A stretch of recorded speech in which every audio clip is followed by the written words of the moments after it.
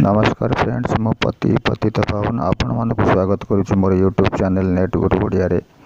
एही भली एक प्रॉब्लम आसे जोटा कि Android is starting optimizing apps, जहाँ द्वारा कि फोन खोलिबारे बहुत समय लेट होता है। तेणु ये प्रोब्लेम जदि आपण मानक फोन रे आसी ताको किभली भाबे सॉल्व करिवे, तेबे आसन देखिबा पूरा सहज बाटरे सहज उपाय मु बते माने कहि देबी किभली भाबे आपण मानक निज निजर फोन को निजे ही सजाड़ी पारिबे। तेबे आसंतु आरंभ करिबा आजिर वीडियो।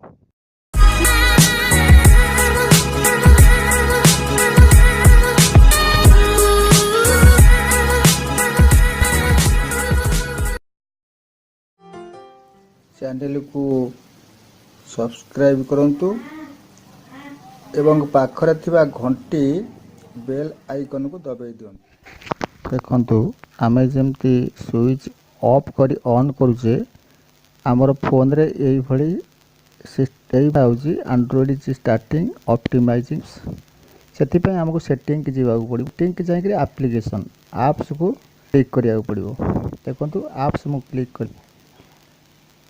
एप्स क्लिक करे एटी देखिबे आपनकर ट्रू कलर किबा कलर आईडी जहाँ भी थाउ ना कहीं आपन सेटा को देख सिलेक्ट करेंगे।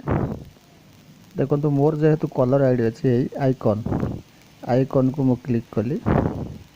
आइकन क्लिक कला परे एठी आपको अनइंस्टॉल मारी अनइंस्टॉल।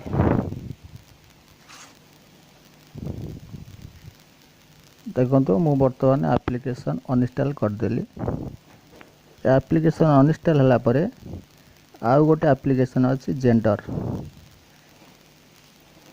एप्लीकेशन। ये एप्लीकेशन को जाइकरी मु फोर्स स्टॉप कर देबी कि डाटा क्लियर कर देबी।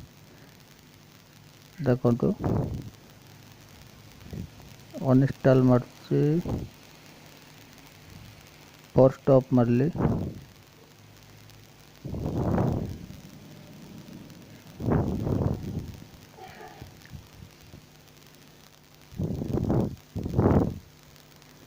यही भली कला परे देखो क्लियर डाटा डाटा को डिलीट आप डाटा अरे एप्लीकेशन डाटा जहाँ कैच कटला सब गुड़ा क्लियर कर देली। एबे डाटा क्लियर मोर टच टिके काम करनी लेट होची।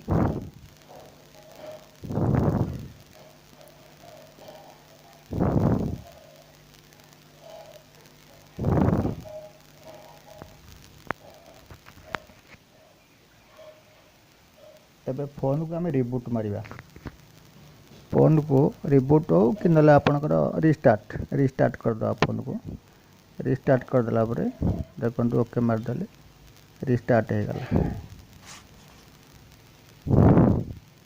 एबे किछ समय हमको छाड़िया पड़ो। देखो फोन ऑन हो गला।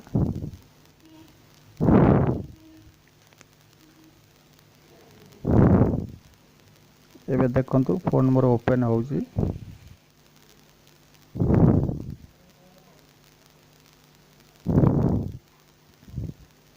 टिके टाइम नौची ओपन होगा को।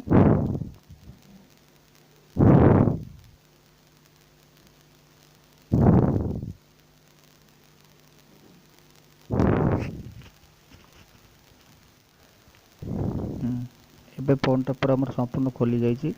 आउ मोर किसी मागिलानी एप्लीकेशन ऑप्टिमाइजिंग कि एंड्रॉइड स्टार्टिंग किसी देखलानी। यही भाव में आपण मान फोन को सजाड़ी पारिबे निजे निजे यही भली सजाड़ी पारिबे। रहुची पुणी देखा आउ एक नुआ वीडियो रे सेते बेले जाए। नमस्कार।